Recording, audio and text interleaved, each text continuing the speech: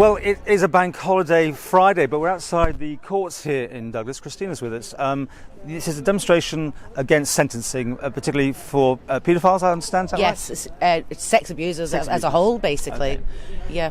Now, you were going to do this on Tynwald Day, that you obviously moved it around, and, well, hopefully you're going to get a bit weather here.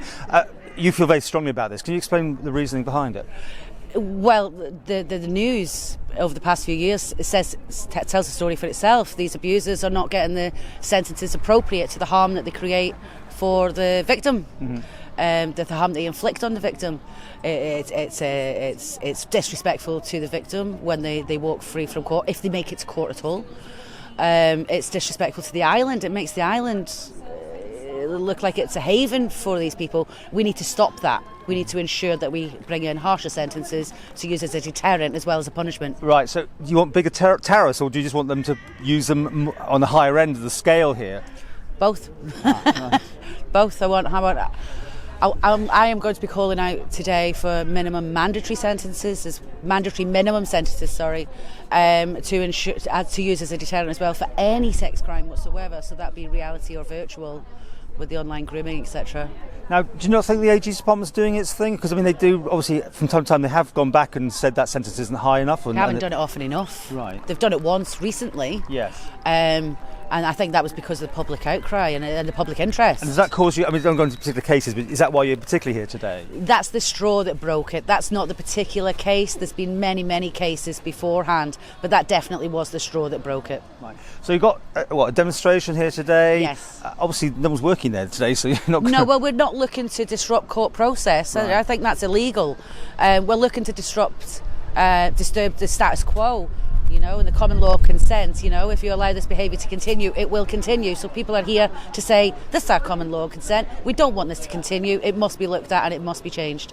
How do you take it forward? Are you going to bring some sort of thing to Tynwald, whatever? Well, thankfully, LegCo are already pushing through the sex offences and obscene publications bill to update the sentencing on that. So that's already in progress. We need to ensure that they get it right and call out for things that we feel they may miss. I'm sure they won't miss once they're here today. And are you asking for signatures or anything like that?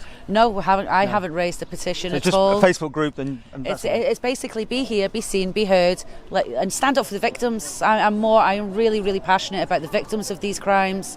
I've always have been. Of course, it's some that make the headlines that you're reacting to. Do you think maybe is it different here from the UK, for instance? I'm not so sure it's different here. The amount of victims that have been sexually abused. Their offenders don't actually make it to the courtroom for whatever reasons, and usually it's because of the laws not there. So to compare it to the UK per capita, it feels bigger. The people that have been contacting me personally, it feels bigger. And how do you see this going forward? I mean, like minimum sentences doubled or what? I mean, have you got a number in mind? Well, we want minimal custodial sentences. There's no minimum custodial sentence there at present. There's fines and things like that. I want a minimum custodial, even if that's just 6 months, just to use as a deterrent. It's just something to say, you can't do this anymore. The Isle of Man's not your haven anymore. You cannot be here and get away with this anymore. And to stand up for the victims. Nobody's standing up for the victims. There's so many of them that feel so alone. And they're hurting, they're not well.